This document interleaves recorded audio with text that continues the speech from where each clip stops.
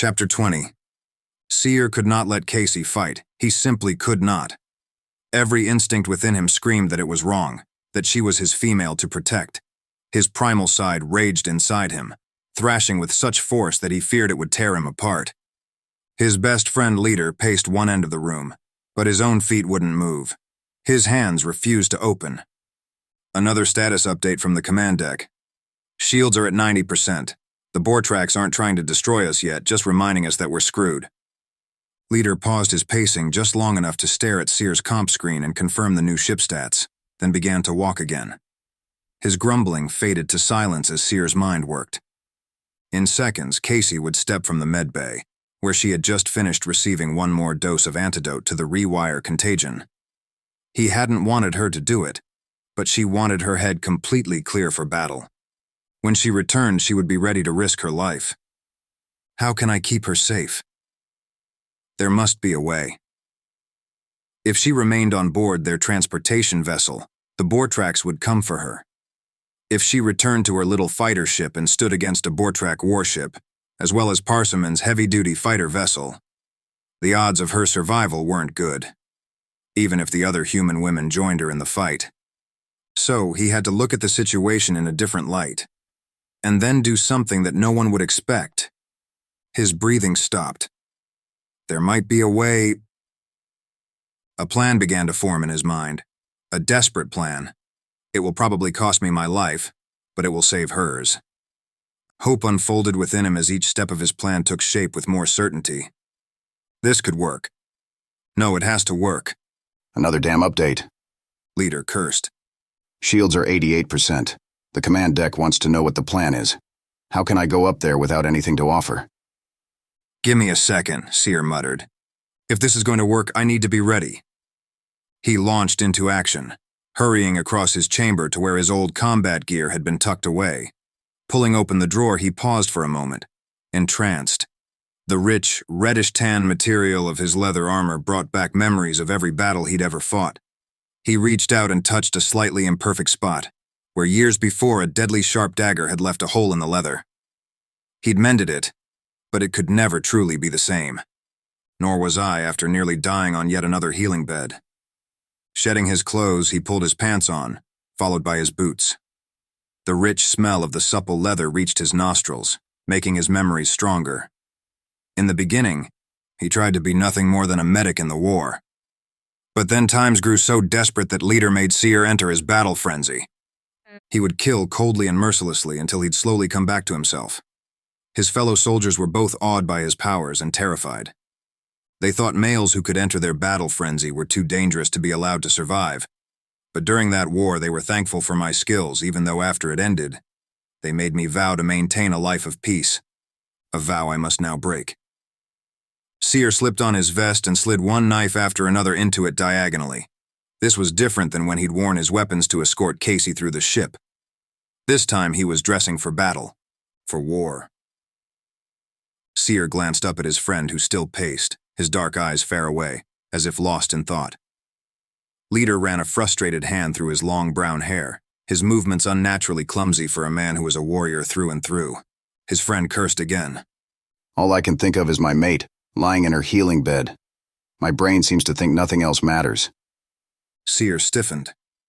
She's injured? Leader's mouth drew into a thin line. No. I made her fix an old injury, even though she fought me on it. She's so damn stubborn, my female.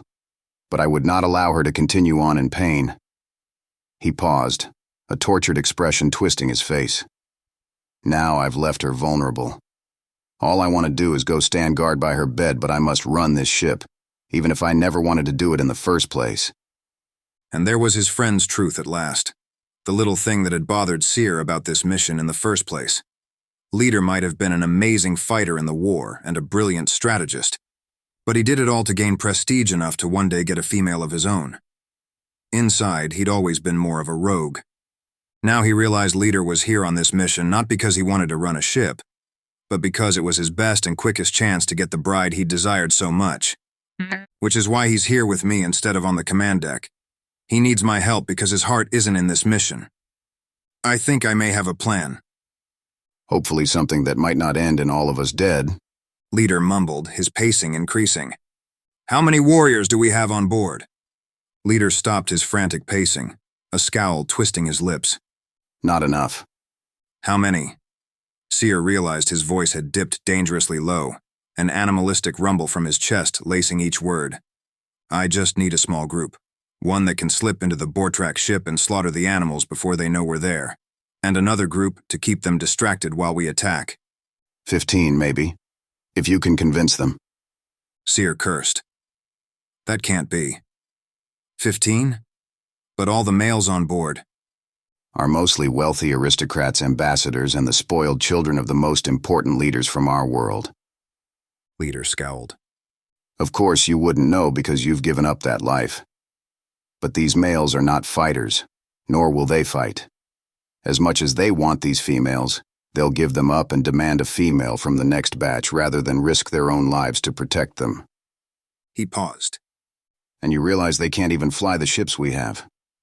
Leader crossed his arms in front of his chest, the pattern of his markings shifting, no longer smooth, elegant lines, but the flames of a fire roaring to life, indicating his growing rage. He was waiting for an answer, but Seer didn't have one. Yet. Leader continued. That's why Kaci's idea to have the females fight is a good one. At least the human women can fly the ships. A glimpse of suppressed rage crossed his face. But you should know right now that my Darlene won't be stepping one foot into danger. His mind calculated the men required to fly the handful of ships in their personal docking bay, and the men he would need on the Bortrak ship. It isn't enough to pull off the mission. But I have to do something. What can one male do on his own against a Bortrak mothership and Parsimon's ship? One male. He stilled, his hand curled around the hilt of one of his daggers. One desperate male can do a hell of a lot. Seer moved closer to his friend, lowering his voice and glancing back at the open door to the medbay. But what if I took your ship and programmed the female ships to mimic mine? Leader's expression froze. It's possible, but completely foolish. The fail-safe built into every ship to prevent bots from flying them, to make it so war is costly and something to avoid, means that the ships will have zero responsiveness. They will, quite literally, do whatever your ship does. Your life will be at risk, and the ships will lack the fighting abilities of true pilots. They'll pick off the ships faster than our eyes could follow. I know all this. But will the distraction give you enough time to get through the portal, to jump into hyperdrive? Leader's gaze held his. My friend. Could it give you time to get her and the other females to safety? Sweat ran down his back as he waited for an answer. His friend's expression was distant. It's possible. We would have to force the engines into a speed that will eventually burn them out. But we should be able to get to Spiritus's space, to the safety of our patrols. That's all I needed to hear. Another shot rocked the ship and Seer's pulse raced as the floor pitched beneath him. Let's do it! Leader dragged his hand through his long hair once more, his mouth pulled into a thin line. Whoever thought you'd be taking on a suicide mission now, right? Yes, this isn't exactly what you promised me. You know, a chance to study a new world of brides and hide away with my research. Seer tried to smile. But I can't say I regret coming, even with the way things are playing out. He looked toward the medbay. Some things are just worth dying for. Leader expression softened. I never got to tell you how much I admire you. Seer couldn't conceal his shock. You admire me? Of course. His gaze bored into Seer, his brows lowering over his dark eyes. I might be able to strategize, to get my men to the battlefield, but do you have any idea how brave you are? That day, when the Bortraks had us surrounded, when we all thought we were going to die, you went into your battle frenzy and saved us all. You knew showing us what you could do would end in your execution. And I saw your face after. For a man with such a kind heart, killing anyone, even your enemy, changed you. He shook his head. Facing your greatest fear like that, risking your life to save us, that was the bravest damn thing I've ever seen. Seer didn't know how to respond.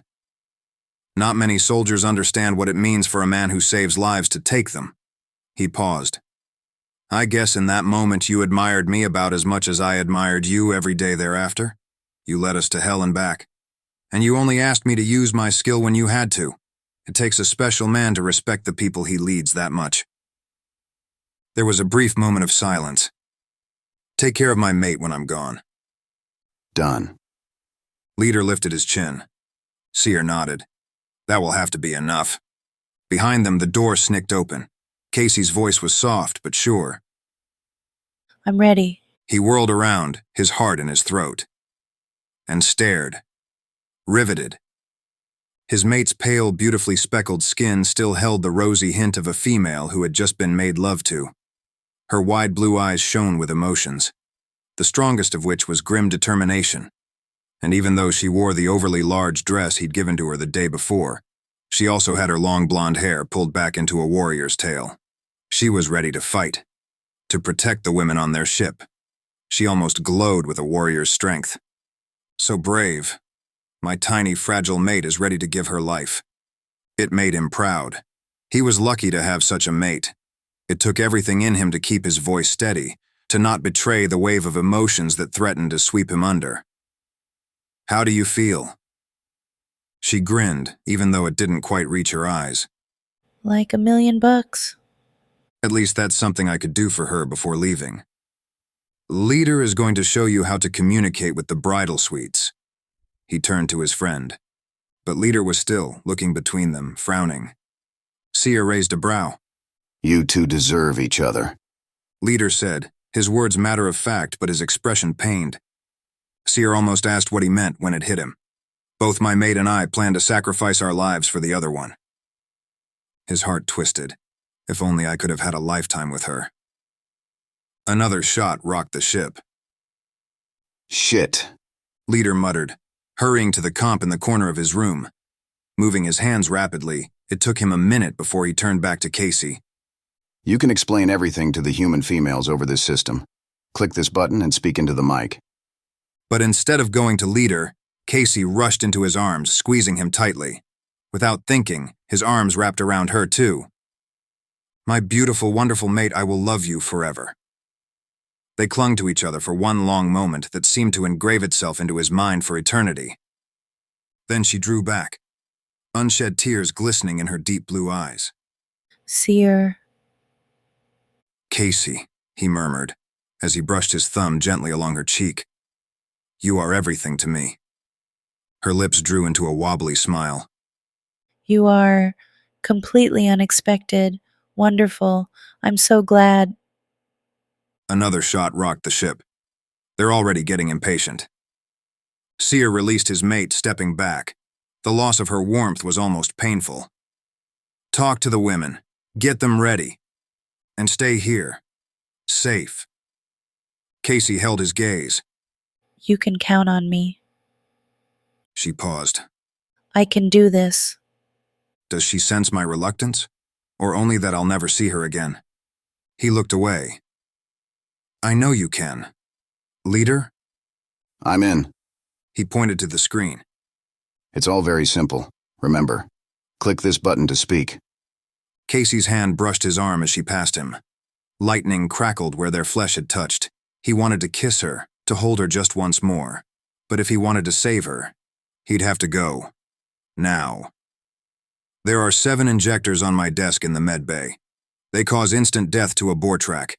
Leader, take 4, but leave 3 for Kaci, just in case. Ah! She nodded and turned away, but not before he caught the glimmer of tears in her eyes. Be safe. You too. If he said more, if he looked at her, he didn't think he could leave her side. He tore from the room and through the med bay, then out into the hall. His mind counted down the minutes he had until their enemies launched a full attack. But his heart clung to his last image of his mate. Forgive me for my deception, for loving you and leaving you, for not letting you be the warrioress I know you are. I'm not strong enough to watch you die. As he entered the elevator and hit the button to the docking bay, a wave of rage and frustration swept through him. He pulled a blade free from his vest and clenched it in his fist. His skin rippled, his markings moving. His primal side roared, "Your mate needs you." But he gritted his teeth, refusing to give in to it. The shadow walker within him understood instinct, and there was nothing instinctual about leaving one's mate, even if it saved her life. Suddenly, the elevator stopped and the lights cut off. Absolute darkness swallowed him whole. Before he'd realized it, he'd crouched, his nails lengthening and the fangs in his mouth growing. His primal side sought a target. After a second, a voice, harsh and cruel, slipped through the darkness. "We have your control room. Our warriors will be boarding soon. The intercom crackled. You have lost.